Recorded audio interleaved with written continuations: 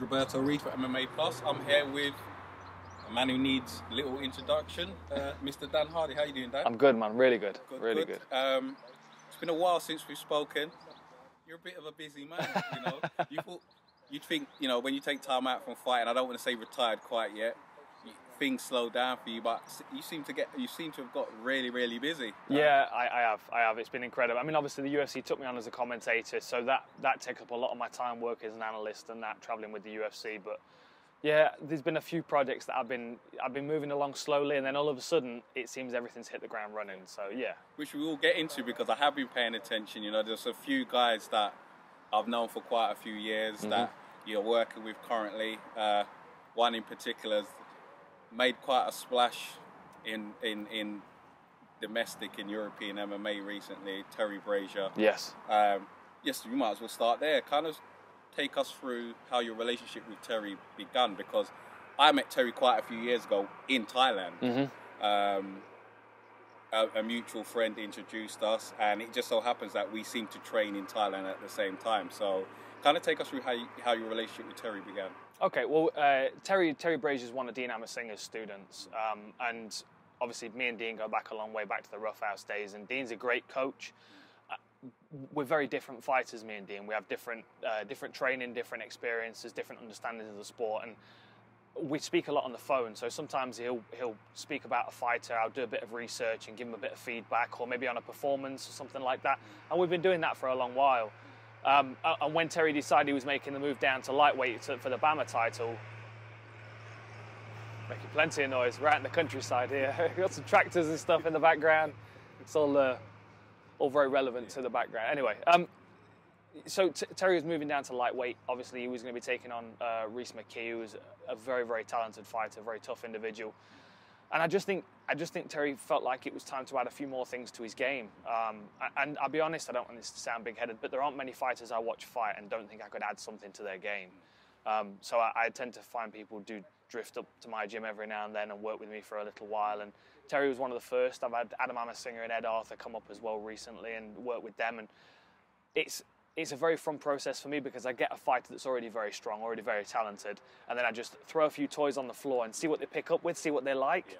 Terry likes the aggressive footwork, cutting people down, forcing them into positions they don't like to be in. I mean, that's what his game's about. So I've just kind of padded that out a little bit.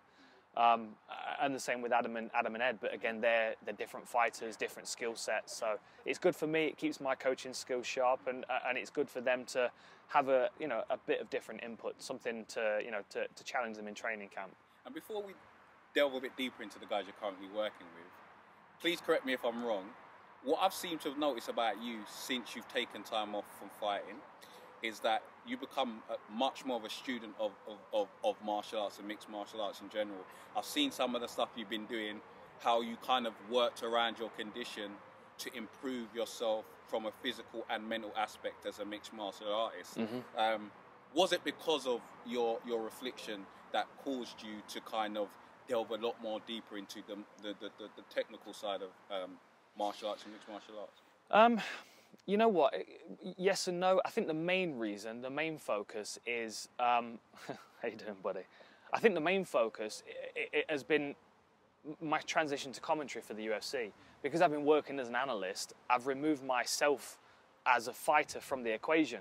So when I was fighting, I was very closed-minded because I would look at myself and I would look at my opponent. And when it came to UFC events, I would pick and choose. I would watch Jose Aldo, I'd watch, obviously, GSP, I'd watch Anderson Silva, and I would learn off the guys at the highest level. But then I would discard the rest of the card because I wouldn't want to pick up bad habits watching these guys on lower levels as what I considered. But becoming a UFC analyst, watching every event, every fight, and just being so involved in the sport has allowed me to remove myself and just to kind of analyse fighters objectively.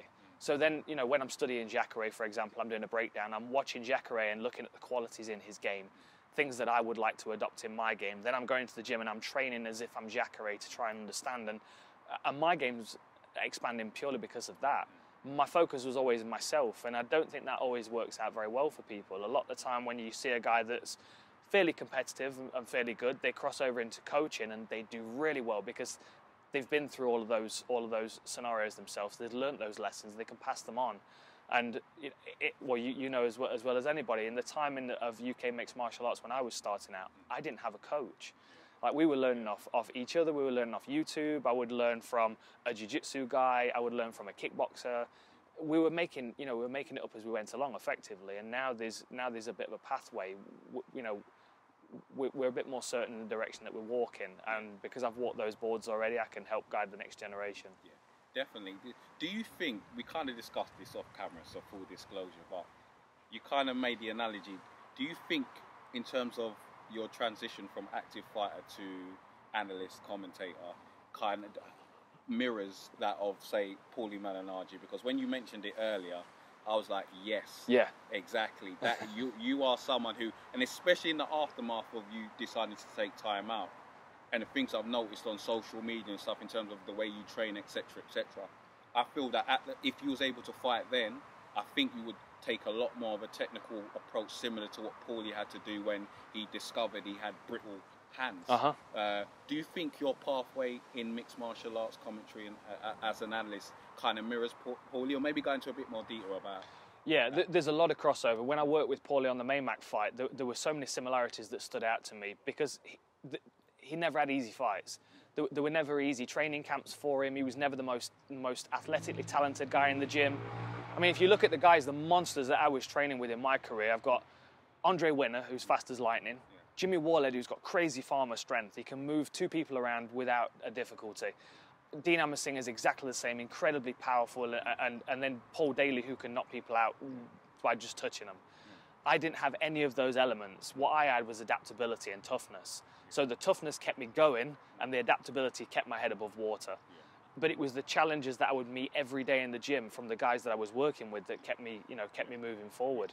And I think the same thing with Paulie, because he didn't have outstanding athletic talents. He had to adapt a lot to the people that he was working against, and that allowed him to learn the game much deeper. So I'm thankful that I didn't have the athletic ability that I was angry I didn't have when I was competing. But now I can look at it in hindsight, and I can see the benefits to not having those. It's almost like a bit of a shortcut. Yeah. If you've got a left hook like Paul Daly, it's a shortcut. Yeah. You can miss a few lessons because you can switch people off. Yeah. And I didn't have that. Even when I did knock people out, it was because my technique was correct, my timing was good, which is why a lot of the time, I was winning by a decision. I was catching people late in the fights because it would take me a minute to figure them out. So yeah, I'm thankful of my path. It wasn't the easiest, and working with Paulie, I learned a lot from him around applying my knowledge to commentary, which was really useful for me. And I think it's that cerebral approach. Like you could see it, like you say, pan out during the fight with you. You could see even in the lead up to a fight some of the things you would do to kind of get under the skin of a fighter. Yeah. And then in the fight, how it would manifest itself in the fight and lead to stoppage. Geez, I remember, I can't remember the guy's name, the Irish hand grenade. Marcus Davis. There you go. Yeah. I can remember in the lead up to that fight how you was before you got into the octagon and how that fight panned out because of the cerebral approach you took. Yes. And do you think it's that cerebral approach that has helped the guys you're working with now in full Reptile Collective, correct? Yes. Yeah. Terry, Adam and Ed, and Ed. Is that a cerebral, one of the elements that is helping those fighters? I think so. I mean, it helped me more than anything because it helped me understand. Is it food time? He just wants to hang out and be on camera. That's all right. We're buddies now. Yes and no. Going back to your previous question, I think a part of the reason why I lent on the psychological game was because I didn't have all the physical attributes. Marcus Davis was incredibly strong. He was a very powerful puncher, so he had the strength and the power to allow him to just focus on the fight. Because I didn't have the strength or power to compete with Marcus Davis on those commodities alone, I had to employ other tactics, and that was to get inside his head to force him to fight recklessly. And again, it's the adaptability. I didn't use that for everybody. I didn't use it for Mike Swick because I knew it wouldn't be a massive impact on his game. I knew it wouldn't throw him off like it did Marcus Davis. He was a very emotional guy, and I would say Roy Markham was similar as well. A very, very emotional guy, determined to come and knock me out in the first minute. And if you can force people to act like that, you can kind of bank on a few things, and them walking onto punches is one of them. And did you think, kind of swerving off course for a second, Did you think the approach you took in your career would lead to the title shot against GSP? No, I didn't. I honestly didn't, because the way that the division was falling at the time, there were sort of 4, 5, 6 guys ahead of me that even if they'd competed for the title, were in a position where they should be fighting for it again. And fortunately for me, unfortunately for them, GSP just shut them down so convincingly that we needed a new contender, and it was just the opportunities that were presented to me. Gono was a hell of a tough UFC debut. You know, Pride veteran, wins over Hector Lombard, Gegard Mousasi. People forget how tough he was, very elusive. So that was a real difficult first initiation. My second fight was co-main event in London, again, right in at the deep end. And then grudge match with Marcus Davis, title eliminator with Mike Swick. I was on the fast track, and it was mainly because I had the fan base, I was making a lot of noise, and I was getting the results. You know, I wasn't running through guys like Paul Daly may have done in those scenarios, but I was getting the wins, and I was lucky because people wanted to watch me fight. Yeah, no, definitely. I remember those days. You know, those were the early days of what I was doing now, and like I remember watching you and thinking, you're so confident, but you're so smart. Even if you're not as confident as you see, I could see what you was doing, and it was manifesting itself in your performances. And before you knew it, you was fighting a guy that many considers the pound for pound best fighter ever, and you survived somehow that fight. Like, I'll be honest with you, I watched that fight. God knows what time it was in the morning. I was thinking, how have you still got your arm? Like, how have you not tapped? How have you not?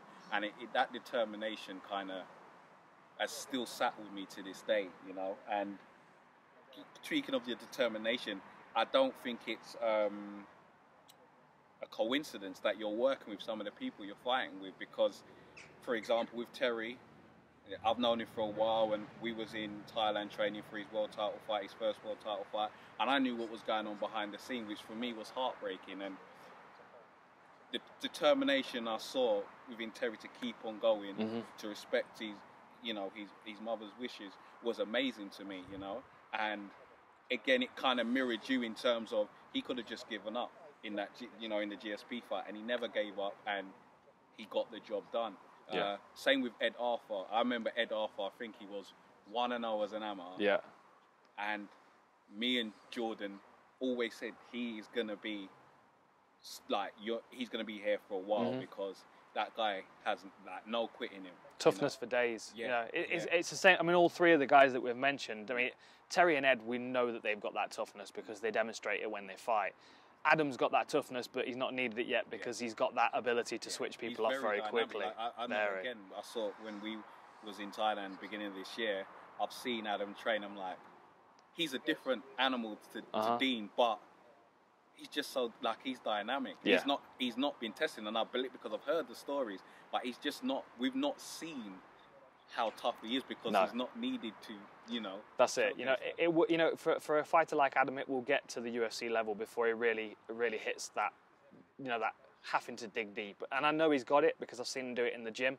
We've not seen him having to do it yet. With Terry and Ed, the difference is that they tend to start the fight with that. You know, that's game plan A. Whereas for me, I mean, it was game plan B. My first game plan was always to try and beat them without getting touched. B game plan was to take a few shots to land a few, and then C was always war. With Ed and Terry, it's war to start with. And what I'm trying to do is bring a little bit more of a thought process to that, raise their fight IQ so they can draw on those natural talents and abilities, but use them to the most effect that they can.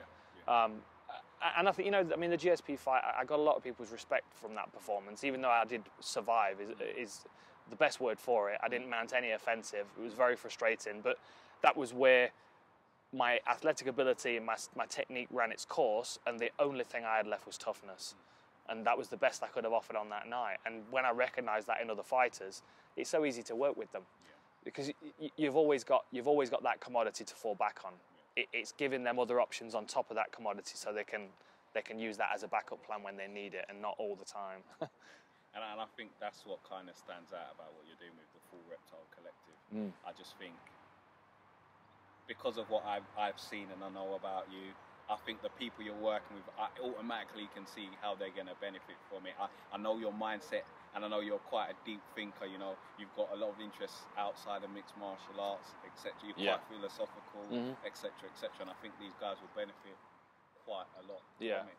I'd like to think so, but I mean, for me, my understanding of martial arts was always that you do your training, and at the same time as you grow and you help the people coming up underneath you grow, the responsibility of the people that have already walked that path is to help you out.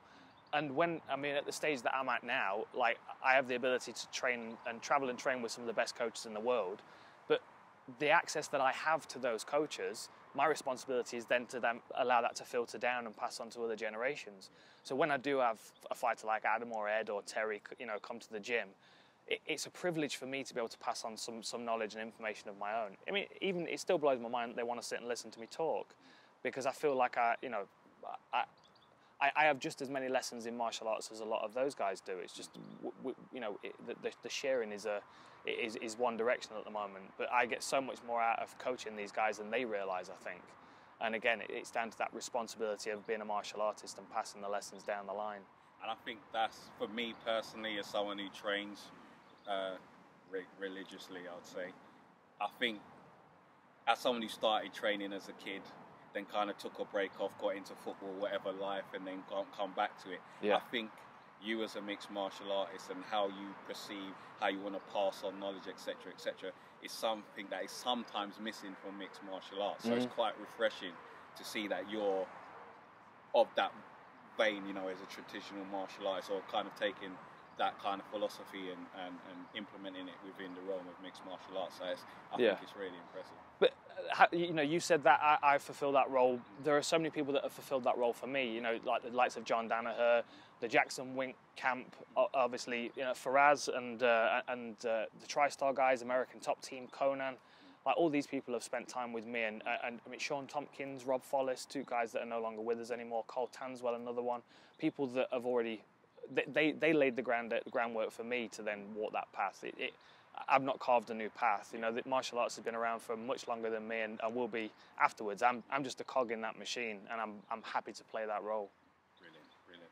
Well, moving on, you've got a bit of a T-shirt on. It says UFC. Do you like it? It's Gyms UK. my colours, it's right? Decent. I've got a few myself. I've been kindly donated a few.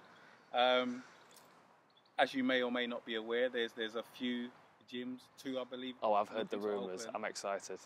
During the course of this year. First off, kind of what benefits do you think these gyms will bring to the arena that is health, fitness and martial arts? Well, I think there's a thirst for martial arts. I think there always has been. And obviously it's been so disjointed, what with different styles. You know, do you want to do taekwondo? Do you want to do judo? Do you want to do kickboxing? And mixed martial arts came along and kind of solved a lot of those problems, because then you can go to a gym and you can, you know, focus on what you want or have access to everything. And then the UFC franchise, the UFC gym and the brand is so powerful and so well respected that when people see that, they can immediately trust that they're going to get a good quality out of it. So when you step into, you know, I mean, it's going to be amazing for the UK to have UFC gyms, because the UFC brand has established itself so well here. We've got such a good fan base. We've got so many talented fighters. Obviously, you know, Darren Till, Conor McGregor, the likes are making so much noise in this region for us. It makes sense now for the UFC to offer a place for those fans to gravitate towards and you know, pad out their own skill sets and pick up some of these techniques. Because, you know, I think the timing couldn't be better. Again, I can remember in the early days, early on in your UFC career, the UFC gym concept was being bandied around, and we were waiting for it to happen, and it never happened. So now that it's finally here, I think it's, you know, I think it's a really, really good thing for the industry and for fans of the sport and people, you know, in the fitness industry alike. I think it is a real positive thing, because I think it can have a similar impact to, for instance, the David Lloyds of this world, where it brought a unique, something different to the fitness gym industry. You know, I think David Lloyd had the tennis courts, etc., etc. Yeah, it makes it accessible to people through some. You walk into most MMA gyms, and they can be quite intimidating environments, especially when you've got a bunch of guys training for fights. It can be very intense, and that can be quite polarizing. You either go into that space and you love it and you feel at home, or you don't feel like you belong. And martial arts should be accessible to everybody, so we can't just rely on those hardcore gyms to be training the hardcore fighters, because that needs to filter down through the generations. You know, I started in traditional taekwondo, Had I been able to access a UFC gym and walk onto a mat and learn Brazilian Jiu-Jitsu and kickboxing, it would have saved me so much time and so many punches in the head, you know, if I'd have had that access in the beginning, and we didn't have it. You know, even as a professional fighter, I didn't have a home gym. We would just float around and pick up disciplines where we could. And because the UFC has legitimized mixed martial arts in this country, in this region, now to then be able to offer coaching, it gives people a home base. It gives people something to belong to.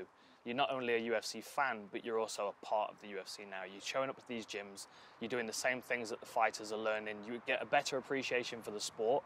You can also sit at home on a Saturday night and tell your friends what's going on because you have that knowledge to share, where a lot of people don't. And that's another thing that's going to help the popularity of the UFC events, is, you know, growing the understanding of the sports involved. Because for me, one of the key things that I think why it stands out and why I think it will be so beneficial to a lot of people who are looking to train at gyms or in the fitness industry is, for me, there became a point in my life, a period where I hated the gym. And what I mean is in the conventional, no disrespect to these brands like the Pure gyms, etc., etc. I didn't like pushing weights, etc., etc. Now, it just so happens that with my martial arts training, from a conditioning perspective, it aided that to help me be stronger, more fitter, etc., etc. So they kind of married, but there was a point where you wouldn't catch me dead in the gym anymore. I think now you've got everything under one roof with the UFC gym, and I think there's going to be so many people who, even if they go through a phase of I hate pushing weights, they can still do some form of training. Yeah. Instead of what I did at one point, where I got injured and I just stopped. Period. Yeah. You know, well, we've been conditioned to believe that by being in shape, you've got to go and you've got to do your time on the treadmill. Yeah. You know, you walk into a regular gym and you've got guys lifting heavy stuff. You've got guys on treadmills looking like hamsters. It gets monotonous and it gets boring. Yeah. And it's so difficult to dedicate a couple of hours of your day to do something like that, because you feel like you're serving time. Yeah. You know, and one of the things that every coach will tell you, the most effective thing for your training is a training partner.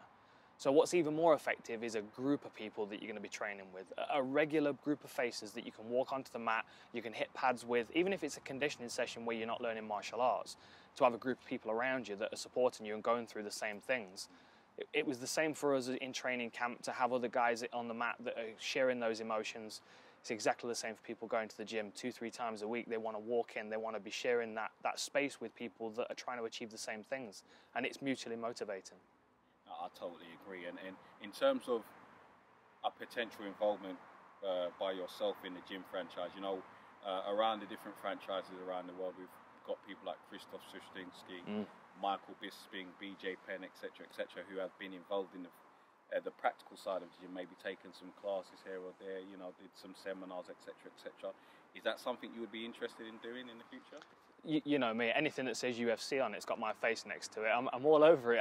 Anything UFC, I always want to be involved. And anytime I can get FaceTime with fans, with people that love the UFC, with people that love martial arts, absolutely I'm going to be involved. And, you know, it's the UFC. It's the highest level you're going to get. Of course, I would love to be involved in that in some way. Yeah, definitely. Brilliant. Well, Dan, thank you for your time. No problem. And I look forward to speaking to you again soon. Definitely. Always good talking to you.